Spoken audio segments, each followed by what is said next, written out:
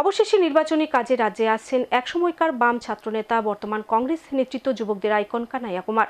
পশ্চিম ত্রিপুরা আসন ইন্ডিয়া জোটের মনোনীত কংগ্রেস দলের প্রার্থী আশিস কুমার সাহার মনোনয়নপত্র দাখিল প্রক্রিয়ায় অংশ নেবেন তিনি।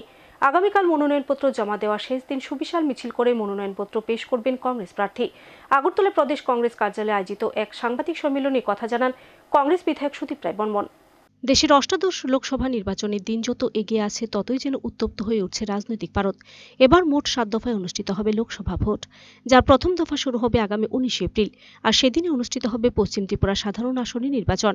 2 আসন বিশিষ্ট রাজ্যের অপর পূর্ব ত্রিপুরা সংরক্ষিত আসনে ভোট হবে 26 এপ্রিল। ইতিমধ্যেই রাজনৈতিক দলগুলি তাদের প্রার্থীদের নাম ঘোষণা করেছে।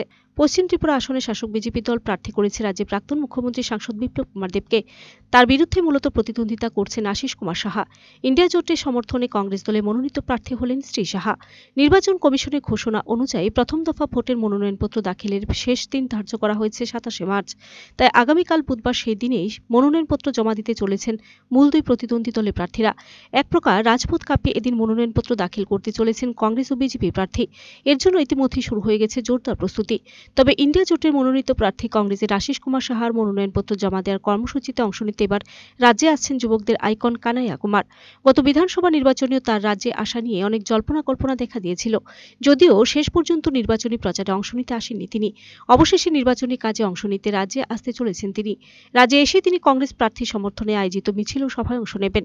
মঙ্গলবার আগরতলার প্রদেশ কংগ্রেস ভবনে আয়োজিত এক সাংবাদিক সম্মেলনে এমনটাই জানালেন কংগ্রেস বিধায়ক তথা কংগ্রেস ওয়ার্কিং কমিটির অন্যতম সদস্য সুদীপ রায় বর্মন।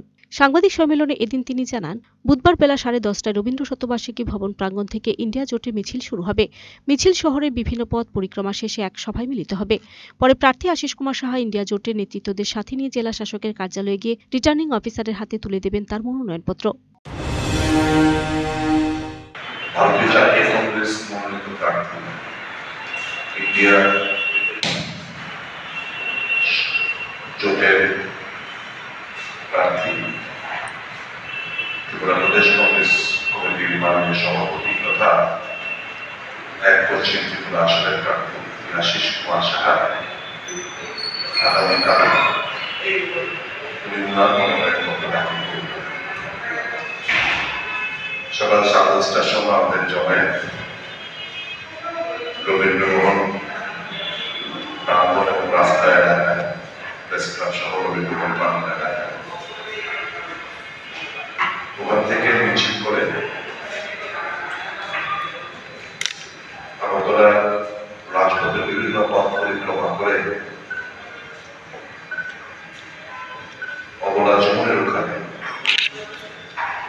আমাদের শেষ হওয়ার পরে প্রার্থী মনোনয়নপত্র জমা দিতে ডিএম অফিসে যাবে।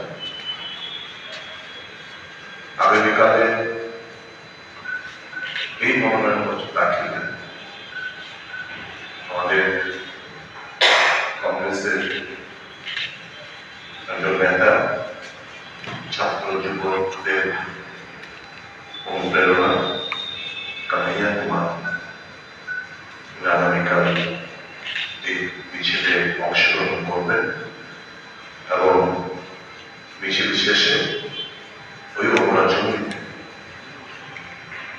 একটা সভায় সংকলিত সভা উনি ওনার বক্তব্য রাখবেন।